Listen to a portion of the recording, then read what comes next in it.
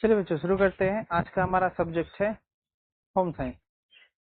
आज का हमारा सब्जेक्ट है होम साइंस का। ठीक है, आज जो हम लोग कर रहे हैं होम साइंस का लेसन 4 है। कौन सा लेसन है? लेसन 4। ठीक है, आगे बढ़ते हैं। लिखा हुआ है इसमें, जनजीवन पर्यावरण के भिन्न भिन्न प्रकारों द्वारा गंभीर रूप से प्रभावित होता है। जनजीवन जो है पर्यावरण के भिन्न भिन्न प्रकार से गंभीर रूप से प्रभावित होता है। कहता है मानव द्वारा सामाजिक तथा सांस्कृतिक पर्यावरण का निर्माण किया। तो आप समझ सकते हैं, इसमें लिखा हुआ स्पष्ट रूप से कहा क्या रहा है कि जो पर्यावरण का निर्माण किया है वो निर्माण करने वाला कौन है? जी हाँ, सही जवाब दीजिए। मानव द्वारा क्या बनाया गया? सामाजिक और सांस्कृतिक पर्यावरण बनाया गया। तो सामाजिक पर्यावरण और सांस्कृतिक पर्यावरण बनाने का श्रेय किसको जाता है? मानव को जाता है। इसलिए आगे पढ़िए, कहता है कि इसलिए उन पर मानव नियंत्रण है। सही बात है, जो आप बनाइएगा तो उसके ऊपर नियंत्रण भी आपका होगा, परंतु इससे भिन्न भौगोलिक या प्राकृतिक कारण, प्राकृतिक प्रदर्शन, इसके अलावा भी कुछ का और वजह है, इसलिए मानव का उन पर नियंत्रण रखना संभव नहीं। तो जो आप बनाए नहीं है, जो प्राकृतिक के द्वारा आपको प्रदान किया गया है, उस पर आपका कोई नियंत्रण संभव नहीं हो सकता। फिर आगे कहते हैं मानव प्राकृतिक पर्यावरण के अनुकूल प्रभावों को तो अपने जीवन में स्वीकार कर लेते हैं। अनुकूल का मतलब आपको पहले से पता है। जी बताइए क्या होगा अनुकूल मतलब? उल्टा बात, क्या बात, सीधा। जी हाँ सही बोला, सीधा। तो जो भी पर्यावरण के प्राकृतिक पर्यावरण आपको पहले से पता है, प्राकृतिक पर्यावरण किसे कहते हैं आपको क्वेश्चन में भी दिए थे। ठीक है, तो अनुकूल उसके मतलब जो हिसाब से हो, जो सही प्रभाव होगा उसको अपने जीवन में स्वीकार कर लेते हैं हम लोग। लेकिन सदैव मना हमेशा, हमेशा ही इसके प्रतिकूल यानी विपरीत परिस्थिति, विपरीत प्रभावों से बचने के उपाय खोजता रहता है। आगे हम लोग इसको समझेंगे। अतः व्यवस्थित अध्ययन हेतु इन प्रभावों का वर्गीकरण भी कितने भागों में किया गया? 2 भागों में किया गया। कितने भागों में? 2 भागों में किया गया। आगे देखते हैं। इनका संक्षिप्त परिचय इस प्रकार है। इनका संक्षिप्त परिचय इस प्रकार है, जो निम्न प्रकार से दिया गया है। पहला आता है इसमें से, ध्यान दीजिएगा, जिसमें से पहला है जनजीवन पर प्राकृतिक पर्यावरण के प्रत्यक्ष प्रभाव। प्रत्यक्ष मन डायरेक्ट, यानी जो डायरेक्ट इस पे प्रभाव पड़ता है उसके बारे में हम लोग समझेंगे। पहला पढ़ते हैं। तो प्राकृतिक पर्यावरण के प्रत्यक्ष प्रभाव का वर्णन इस प्रकार है। अब यहाँ पे हम लोग को इसका वर्णन दिखेगा। किसका वर्णन दिखेगा? जो प्राकृतिक पर्यावरण है उसके जो डायरेक्ट प्रभाव होते हैं जनजीवन पर, उसके बारे में हम लोग समझेंगे। किसके बारे में? जनजीवन पर जो प्रभाव है उसके बारे में समझेंगे। आप यहाँ देख सकते हैं जो जनजीवन लिखा हुआ है, जनजीवन पर किसका? प्राकृतिक पर्यावरण का प्रत्यक्ष। प्रत्यक्ष माने सीधा प्रभाव। कैसा प्रभाव? सीधा प्रभाव, डायरेक्ट। अगर यहाँ पर अप्रत्यक्ष लिखा होता तो आपको अंग्रेजी क्या होता? इनडायरेक्ट होता। एकदम सही जवाब। चलिए आगे देखते हैं। अब यहाँ आगे पढ़ेंगे मकानों की बनावट पर प्रभाव, यानी प्राकृतिक पर्यावरण का किस पर प्रभाव पड़ता है? मकानों की बनावट पर, यानी मकान कैसे बने हुए हैं उन पर प्रभाव कैसा पड़ेगा। तो देखिए यहाँ लिखा हुआ है जो सामग्री किसी मकान को निर्मित करने में आवश्यक होती है। जो भी सामग्री मकान को बनाने में कोई सामग्री की जरूरत पड़ती है, आपको पता है क्या क्या जरूरत पड़ती है? बताइएगा। ये थोड़ा सा बोलिए, जोर से बोलिए। पता है मेरे पास आवाज नहीं आ रही, लेकिन आपके कानों तक आवाज आनी चाहिए जो भी आप बोलिएगा। जी, तो पहला नाम बताइए। मकान को बनाने के लिए मान लेते हैं अगर हमको पक्का मकान बनाना है। 2 तरह के मकान होते हैं। मकान कितने प्रकार के? 2 प्रकार के। एक मकान होता है, अगर आप इंग्लिश मीडियम में पढ़े होंगे तो वहां भी अंग्रेजी में भी इसी को लिखा जाता है, पक्का मकान। कौन सा? पक्का मकान। और दूसरा कच्चा मकान। कौन सा होता है? कच्चा मकान। एक होता है पक्का मकान, एक होता है कच्चा मकान। अगर बात करेंगे पक्का मकान को बनाने के लिए कौन कौन सी चीजों की जरूरी पड़ता है, तो आप कहिएगा। ईंट हो गया, सीमेंट हो गया, छड़, गिट्टी, बालू और अन्य प्रकार की चीजें। कच्चा मकान को बनाने के जरूरी क्या क्या पड़ता है? आपको बांस चाहिए, लकड़ी चाहिए, खड़ चाहिए और बांधने के लिए रस्सी चाहिए और भी कुछ अन्य चीजों की जरूरत पड़ती है। इन सभी चीजों से आप क्या बना लेते हैं? कच्चा मकान बना लेते हैं। पक्का मकान ठोस होता है, कच्चा मकान उतना ठोस नहीं होता है। इसके बारे में आपको पहले से पता है। अब हम लोग आगे पढ़ते हैं। तो मकान की बनावट पर प्रभाव, जो सामग्री मकान को निर्मित करने में आवश्यक होती है, भौगोलिक पर्यावरण का उस पर उस समस्त सामग्री का पर प्रभाव पड़ता है। यानी भौगोलिक पर्यावरण का उस समस्त सामग्री, जो भी सामग्री आप यूज कर रहे हैं, उस पर प्रभाव पड़ता है। चाहे वो छड़, गिट्टी, बालू, सीमेंट हो या बांस, तिरपाल, खर पतवार हो। आप आगे पढ़ेंगे कि मैदानी प्रदेशों में, मैदानी प्रदेश किसको कहते हैं? आपको पहले से पता है। जो भूमि कैसी हो? समतल हो, उसको क्या बोलते हैं? मैदानी भूमि बोलते हैं। और जो पहाड़ की तरह बना हुआ उसको क्या बोलेंगे? पहाड़ी भूमि बोलेंगे। जी हाँ। मैदानी प्रदेशों में मकानों का निर्माण किससे किया जाता है? ईंट तथा मिट्टी से किया जाता है। किससे किया जाता है? ईंट तथा मिट्टी से किया जाता है। आपका घर जो बना हुआ है, आप कहाँ पर रहते हैं? आप अगर मैदानी क्षेत्र में रहते हैं तो आप देखेंगे कि यहाँ पर ज्यादा क्या होता है? ईंट का यूज होता है या तो मिट्टी से बनाया जाता है। आगे बढ़ते कहता है क्योंकि वहाँ गारा मिट्टी सुलभ होता है। पर्वतीय क्षेत्र में अगर देखा जाए तो पर्वत के प्रदेशों में पत्थर व लकड़ी की प्रचुरता होती है। प्रचुरता मतलब अच्छी मौजूदगी होती है, वहाँ ज्यादा संख्या में मौजूद होता है। इसी को प्रचुरता बोलते हैं। भरपूर मात्रा में उपलब्ध होना जिसे प्रचुरता कहा जाता है। भरपूर मात्रा में उपलब्ध होने के कारण यहाँ मकानों का निर्माण पत्थर तथा लकड़ी से किया जाता है, ना कि छड़, गिट्टी, सीमेंट, बालू से। जब वहाँ ये सब चीजें आपको आसानी से मिल जाए, सस्ते दर पे मिल जाए, तो वहाँ इसका बनाना आपको आसान पड़ेगा। आगे बढ़ते हैं। कहता है टुंड्रा प्रदेश के अंतर्गत 12 माह बर्फ पड़ते हैं। अब टुंड्रा प्रदेश जो भी होता है वहां पे क्या होता है? हमेशा बर्फ पड़ती रहती है। कहता है बर्फ पड़ने रहने के कारण वहाँ, और तो आप वहाँ तो नॉर्मल घर तो बनेगा नहीं, तो लोग क्या करते हैं? लोग बचाव के लिए उपयुक्त मकान का निर्माण करके ही निवास करते हैं। उपयुक्त मकान किस प्रकार का होता है? ऐसा आइसोलेटेड घर बनाया जाता है जिसमें गर्मी को अंदर ही रोक कर रखा जा सके, बाहर की ठंडी हवाएं ज्यादा अंदर ना आ सके। हम लोग यहाँ कैसा घर बनाते हैं? हवादार घर बनाते हैं, बहुत सारा खिड़की देते हैं, वेंटिलेटर देते हैं, ताकि घर में ठंडी हवा का प्रभाव बना रहे। आगे बढ़ते हैं। जापान में अधिकांश मकानों का निर्माण लकड़ी से किया जाता है। क्यों? क्योंकि यहाँ भूकंप अधिक होते हैं। सही बात है। अगर लकड़ी की जगह पे वहां पे क्या बनाया जाएगा? पक्का मकान बनाया जाएगा, तो पक्का मकान तो उतना भूकंप रोधी हो नहीं पाता है। अगर भूकंप रोधी बनाएंगे तो बहुत ज्यादा खर्चा चले जाएगा। उससे ज्यादा अच्छा और सस्ता में ही कौन सा मकान?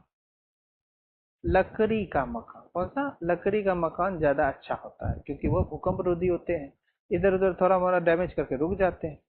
या हो सकता है आप मान लीजिए जापान में ऐसे भी आपने सुना होगा, सबसे ज्यादा भूकंप कहाँ आते हैं? पूरे विश्व में सबसे ज्यादा भूकंप जापान में ही आते हैं। तो वहां पे अगर बार बार भूकंप आते हैं जिसकी वजह से वहां के घरें टूट जाया करती हैं।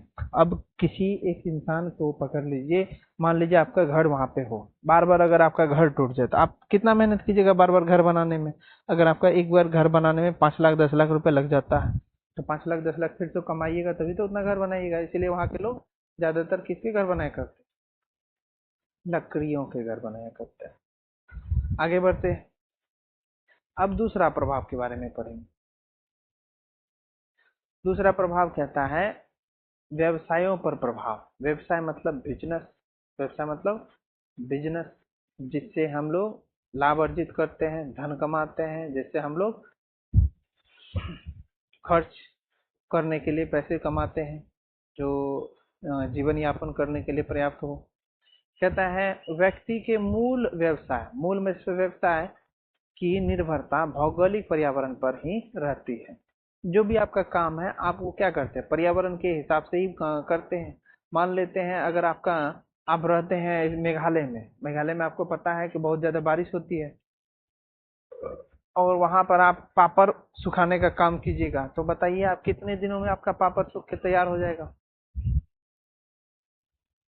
थोड़ा सोच के देखिए, है ना?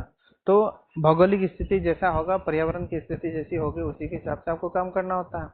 तो कहता है कुछ प्रमुख व्यवसाय है, प्रमुख मतलब ज्यादा फेमस है, कौन कौन सी? मछली पकड़ना, हस्तशिल्प, हाथ से कला के कपड़े बनाना, पशुपालन, शिकार करना, खान खोदना, लकड़ी काटना आदि कई प्रकार के काम।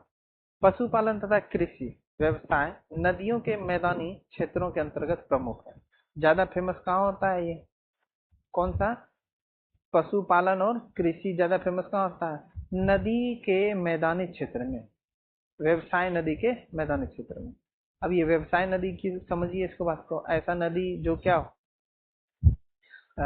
व्यवसायिक को क्यों कहेंगे उसको? क्योंकि अच्छी मात्रा में उसमें हमेशा पर्याप्त मात्रा में उसमें पानी बनी रहे, जिससे कि जहाजों के, छोटी बड़ी जहाजों की आवागमन बने रहे, इसलिए उनके मैदानी क्षेत्र के अंतर्गत प्रमुख होता है। अब नदी में पानी बहुत कम है, आप उसके अगल बगल में अगर कृषि करना चाहते हैं तब आपको पानी कहाँ से उपलब्ध होगा? तब तो या तो आप नलकूप से निकालिएगा या फिर बारिश होने का इंतजार कीजिएगा। इसलिए क्या कहता है, व्यवसाय नदियों के, कृषि जो कृषि व्यवसाय जो है नदियों के मैदानी क्षेत्र के अंतर्गत प्रमुख।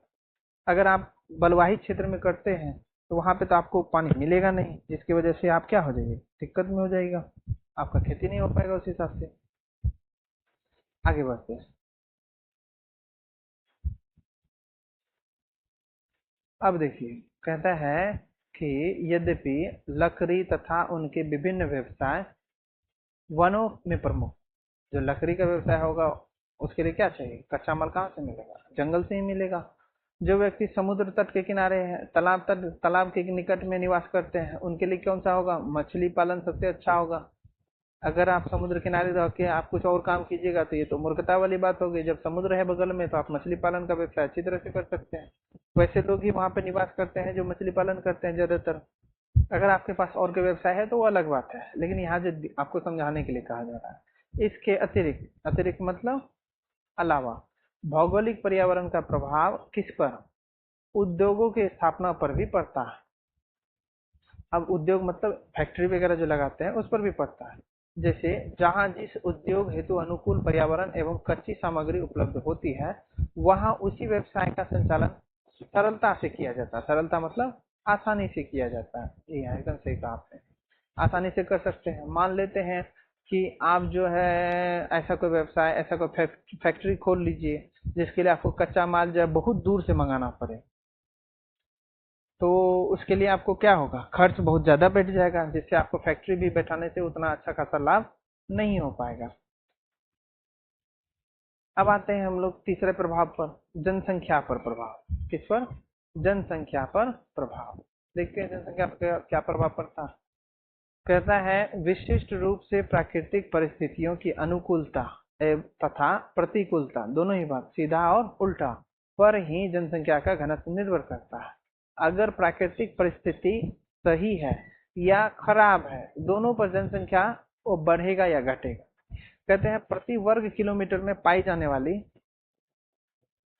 पेज चेंज करना होगा, पाई जाने वाली जनसंख्या को ही जनसंख्या घनत्व कहते हैं। पहला क्वेश्चन बन गया आपका इधर में। वैसे तो बहुत सारा क्वेश्चन है, फिलहाल ये क्वेश्चन इंपॉर्टेंट हो गया। जनसंख्या घनत्व किसे कहते हैं? आप क्या लिखिएगा? जनसंख्या घनत्व किसे कहते हैं? क्या लिखिएगा? क्वेश्चन लिख लीजिए, वीडियो पॉज करके अच्छा से लिख लीजिए आप, जनसंख्या घनत्व किसे कहते हैं। क्वेश्चन को लिख लीजिए, जनसंख्या घनत्व किसे कहते हैं।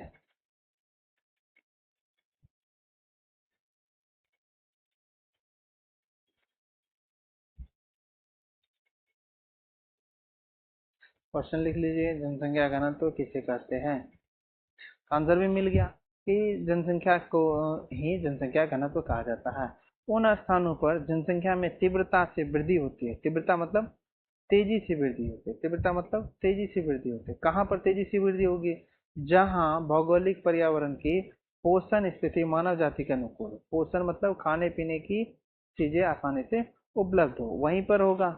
आगे कहता है इसके विपरीत, यानी उन क्षेत्रों में जनसंख्या कम होती है जहाँ भौगोलिक पर्यावरण की पोषण स्थिति प्रतिकूल हो, यानी उल्टा हो। जैसे पहाड़ी क्षेत्र में उतने आसान से कोई भी चीजें वहां नहीं मिला करती है, जिसकी वजह से वहां ज्यादा पोषित नहीं हो पाता है, पोषण का व्यवस्था नहीं है। मान लेते हैं आप जो है कि चल जाइएगा कहीं ऐसे बर्फीला क्षेत्र में रहने के लिए, तो वहाँ कोई ज्यादा रहना भी पसंद नहीं करते, क्यों? क्योंकि वहाँ आपको पहाड़ पर सामान लाने ले जाने में बड़ी दिक्कत होगा। कभी पहाड़ ढह जाता है, कभी भूस्खलन हो जाता है, कभी इतनी बारिश पर इतनी बर्फ पड़ती है कि रास्ता का पता नहीं चलता है। तो अन्य शब्दों में कह सकते हैं, क्या कहेंगे कि मानव समाज का घनत्व बंजर, रेतीली, रेगिस्तान एवं पर्वतीय क्षेत्र के अंतर्गत अत्यधिक कम होती है। क्वेश्चन भी बन सकता है, आप बना सकते हैं चाहे तो, कि बताइए किन क्षेत्रों के अंतर्गत जनसंख्या घनत्व अत्यधिक कम होती है। तो कौन कौन सा आंसर होगा? बंजर भूमि, रेतीली भूमि, रेगिस्तान और पर्वतीय क्षेत्रों में, इन सभी जगहों पर क्या होगा? जनसंख्या घनत्व काफी कम होगा।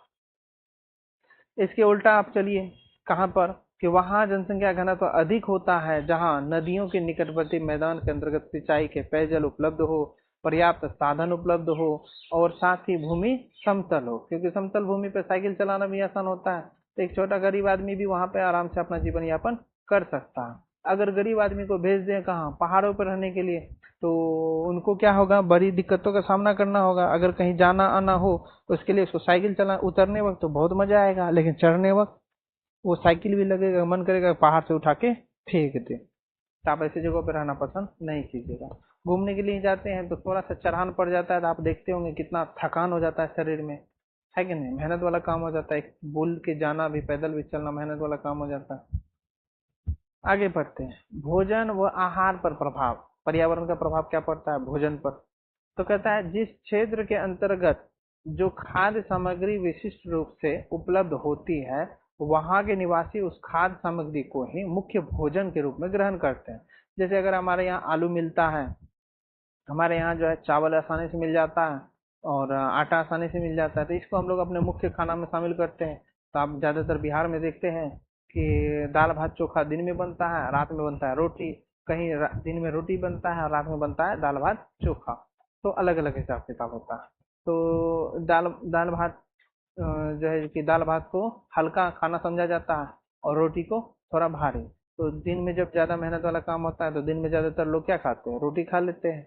और कहीं कहीं पर रात में रोटी खाया जाता है, और कहीं पर दिन में चावल खाया जाता है, और कहीं पे हल्का खाना समझकर रात में चावल खाया जाता है। तो ये जो आसानी से मिल सकते हैं इसकी वजह से।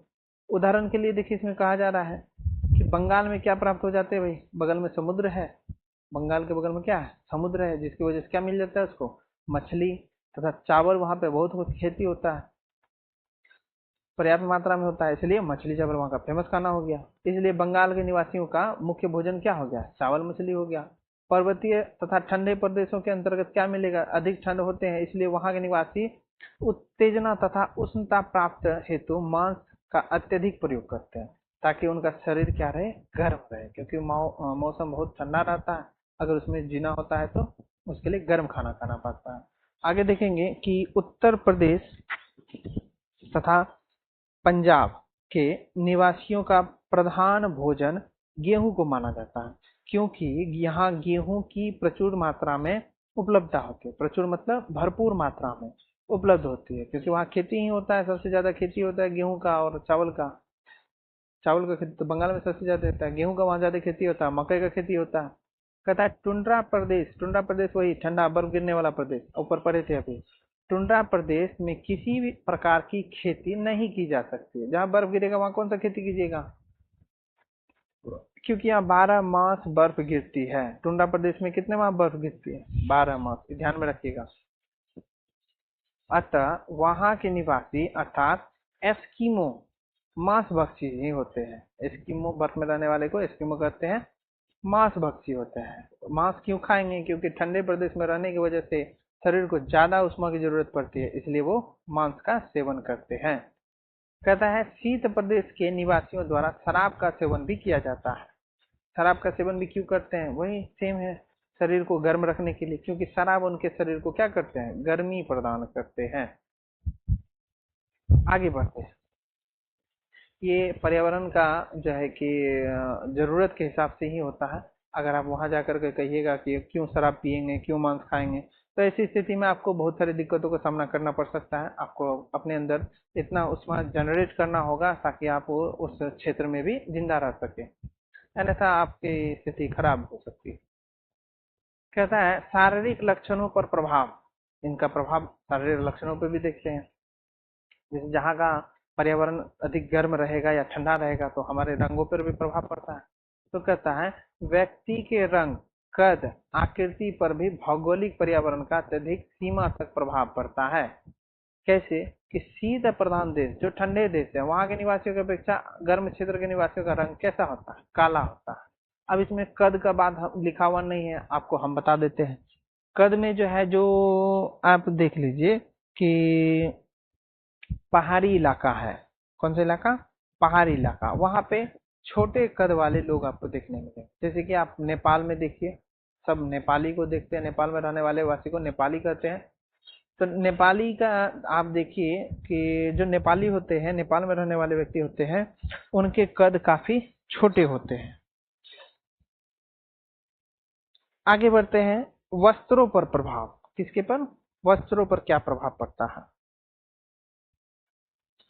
कहता है वस्त्रों पर प्रभाव। शीत प्रदेश के निवासी भौगोलिक पर्यावरण के प्रभाव के कारण ही सदैव मोटे, गर्म तथा ऊनी वस्त्र पहना करते हैं, क्योंकि बर्फीले क्षेत्र के निवासियों द्वारा जानवरों की खाल के वस्त्र धारण किए जाते हैं। इससे भिन्न गर्म प्रदेश में क्या करेंगे? निवासियों द्वारा हल्के कपड़े, ढीले हल्के रंग वाले और सूती वस्त्र धारण करते हैं। तो सबका आपको अच्छी तरह से पता है, जब यहाँ भी हम लोग के पास, जब बिहार में जब ठंड आती है तो डिग्री टेम्परेचर कितना? कम से कम 11 डिग्री जाता है, 9 डिग्री भी चले जाता है, 8 डिग्री भी, 5 डिग्री, लेकिन हम लोग जो रिकॉर्ड करते हैं नॉर्मली वही 11 डिग्री तक रहता है। और ज्यादा से ज्यादा 45 ऐसे देखा जाता है। हाईएस्ट तो 50 भी पहुंच जाता है कुछ देर के लिए, और हाईएस्ट तो नीचे 9 भी पहुंच जाता है कुछ देर के लिए। ये हम लोग एवरेज लेते हैं, 11 से 45 रखते हैं। जब 11 डिग्री सेल्सियस का तापमान झेलना पड़ता है तब क्या करते हैं? मोटे कपड़े पहनते हैं। जब 45 डिग्री की बात होती है तब क्या करते हैं? हल्के और पतले कपड़े पहनते हैं और हल्के रंग के कपड़े पहनते हैं। आगे देखते हैं। कहता है यातायात के साधनों पर प्रभाव। पर्यावरण का प्रभाव पड़ता है। यातायात मतलब समझते हैं आने जाने की व्यवस्था। भौगोलिक पर्यावरण द्वारा यातायात का साधन भी प्रभावित होता है। आपको अच्छी तरह से समझ में आ गया होगा। अब अगर इसको बिना पढ़े अगर समझने का कोशिश करें तो आप हमको बोलिएगा कि हाँ सर, कि अगर पहाड़ पर रहेंगे तो वहाँ आना जाना काफी मुश्किल होता है, इसके लिए वाहन का यूज करना होगा। अगर रेगिस्तान क्षेत्र में रहेंगे तो वहाँ भी दिक्कत होगा। पहाड़ी क्षेत्र में दिक्कत हो ही गया, बर्फीला क्षेत्र में भी दिक्कत होगा, बर्फ को चीर करके आगे बढ़ना पड़ता है। अगर मैदानी क्षेत्र की बात की जाए तो यहाँ चीजें काफी आसान होती है कि नहीं? यहाँ आपको आसानी से ट्रेन, बैलगाड़ी, साइकिल, बस, ट्रक, सभी चीजें यहाँ आसानी से आ जा सकती है। लेकिन इन सभी चीजों का चलना थोड़ा दुर्लभ हो जाता है विषम परिस्थिति होने के बाद, जैसे पहाड़ों पर, बर्फीले क्षेत्र में, रेगिस्तान में, पठारों में। आगे हम लोग देखते हैं कि यद्यपि पर्वतीय प्रदेश में यह असंभव है, विशाल नदियों वाले प्रदेश के अंतर्गत यातायात प्रमुख साधन स्टीमर तथा नौकाएं होती हैं। तो ऐसे देश जिसके आसपास में, अगल बगल में समुद्र हो, तो वहां पर सबसे प्रमुख कौन सा होता है? स्टीमर, यानी बड़ी बड़ी जहाजें होती है। जैसे भारत की आप आकृति आपको अच्छी तरह से पता है, तो इसके सभी साइडों में क्या है? ये सभी समुद्र हैं। तो इन जगहों पर सबसे सस्ता वाहन कौन सा हो गया? स्टीमर हो गया, क्योंकि ये पानी में चलते हैं, इनको ज्यादा ऊर्जा खपत नहीं करना पड़ता।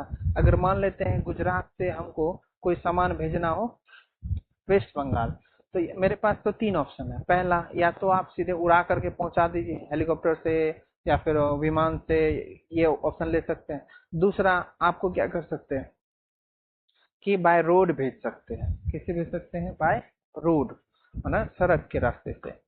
और तीसरा और सबसे सस्ता,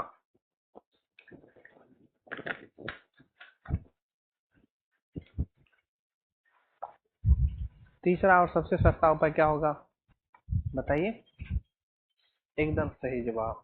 क्या कीजिएगा? थोड़ा समय लगता है लेकिन आसानी से पहुंच जाता है, कम खर्च में। मान लेते हैं मुंबई से अगर हमको बगल वाले पड़ोसी मुल्क में कोई सामान पहुंचाना हो, या वेस्ट बंगाल से पड़ोसी देश में म्यांमार में कोई सामान पहुंचाना हो, तो किसका प्रयोग करेंगे हम लोग? या चाइना सामान डिलीवर करना हो, किसका प्रयोग करेंगे? नदी वाले रास्ते का, समुद्र वाले रास्ते का प्रयोग करेंगे।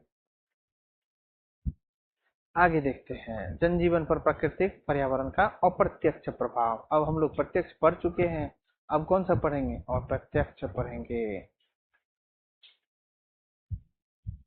कहता है अप्रत्यक्ष प्रभाव। अप्रत्यक्ष प्रभाव के बारे में हम लोग नेक्स्ट पेज पढ़ेंगे। अभी के लिए वीडियो नहीं है। धन्यवाद।